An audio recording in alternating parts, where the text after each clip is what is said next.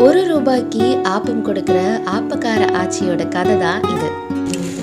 20 வருஷமாக தான் ₹1 ஆப்பம். அதுக்கு முன்னெல்லாம் துட்டு குறை தான். இந்த ஆப்பம் கிட்ட தான் எனக்கு நிம்மதி. இது ஒரு இருந்தால் எல்லோரும் வந்து பேசி வச்சு அந்த கொஞ்சம் மறந்துடுவேன்.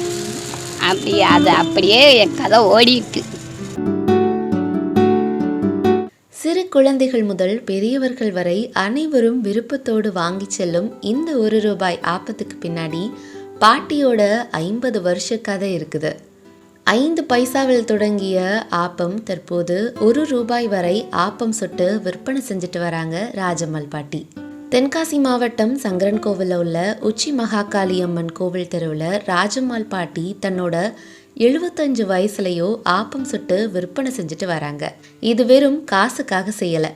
பாட்டியோட கணவர் மற்றும் 2 மகன்ல ஒரு மகன் இறந்த பிறகு வீட்டுக்குள்ளேயே இருப்பதை பாட்டி விரும்பலை. ஆப்பம் சுட்டு விற்பனை செய்கிறது மூலமா மக்களோட தினமும் உரையாட முடியுது. இதுதான் எனக்கு நிம்மதியா மன நிறைவை கொடுக்குது அப்படின்னு சொல்றாங்க ராஜம்மாள் பாட்டி.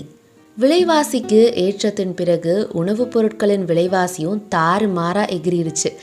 ஆனாலும் இன்றளவும் ₹1 ஆப்பம் சுட்டு விற்பனை செஞ்சுட்டு வரதுனால இது தரமா இருக்காது அப்படின்னு நிறைய பேருக்கு கேள்வி இருக்கலாம். 20 வருஷத்துக்கு முன்பு கருப்பட்டியை வச்சுதான் இந்த ஆப்பம் செஞ்சுட்டு இருந்தாங்களாம். இப்போ விலைவாசி ஏற்றத்தின் காரணமா மண்டவெல்லம் பயன்படுத்துறாங்களாம்.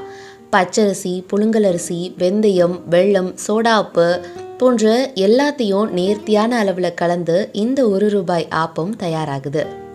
₹3 ஆப்பம் வாங்கும் குழந்தைகளுக்கு நல்லா சாப்பிடு அப்படின்னு இன்னும் 2 ஆப்பம் அதிகமாக வச்சு கொடுப்பதே ராஜம்மாள் பாட்டியின் வழக்கம். ஒரு நாளைக்கு ₹50-75 சம்பாதிச்சாலோ மீண்டும் அதை ஆப்பம் தயாரிக்கிறதுக்கான மூலப்பொருளுக்கே சரியா போயிடுது அப்படின்னு சொல்றாங்க ராஜம்மாள் பாட்டி. என் பேர் ராஜம்மாள்.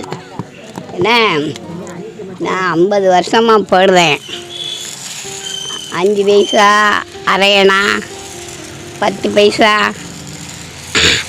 50 பைசா, இப்போ ₹1. எனக்கு 2 பையங்களை கேட்டேன்னா தான் அழு வந்துடும். மூத்த பையன் இறந்து போனான். அவளுக்கு 2 பிள்ளை இருக்குது, ஆண் ஒன்று பொண்ணு ஒன்று. என்ன, நான் இந்த ஆப்பம் மட்டும் அந்த கவலையை மறக்க முடியாமல் இந்த ஆப்பம் போட்டுக்கிட்டு இருக்கேன். பேரம்பேத்தி கூட்டம்லாம் எடுத்தாச்சு. என்ன வகை கேட்க எல்லாருமா சேர்த்து என் மருமகளுக்கு வேலை தான் வாங்கி கொடுக்கணும். ஒரு நாளைக்கு 50 கிடைக்கும், 75 கிடைக்கும். விற்கிறத பொறுத்து இருக்குது. விற்கிறோம், செலவு இருக்கலாப்பா. மண்டபம் கருப்பு எல்லாம் வாங்கணும்ல. கருப்பட்டி ஓடிச்சு விட்டோம். இப்போ தான் மண்டபமாக 20 வருஷமாக மண்டபம் தான்.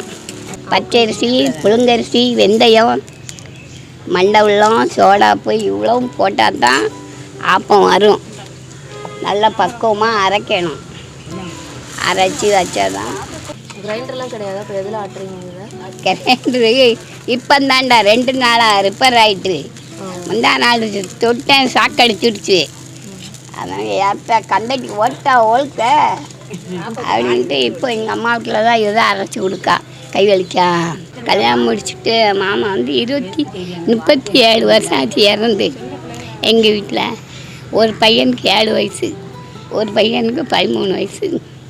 எங்கள் அம்மா இதே பார்த்துக்கிட்டு இருமா அப்படின்னுச்சு. நான் 3 வரைக்கும் தான் படித்தேன். அப்புறம் இந்த தொழிலே பார்த்துட்டு அப்படியே இருந்தேன். ஆமாம், நான் ஆப்பம் சுட்டால் தான் எனக்கு மனசு வந்து நிம்மதியாக இருக்கும்.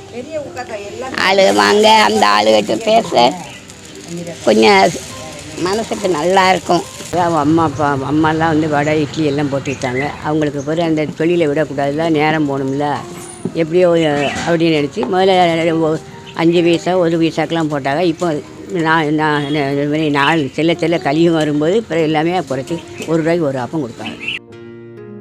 நியூஸ் 18 உள்ளூர் செய்திகளுக்காக தென்காசியிலிருந்து சுபகோமதி.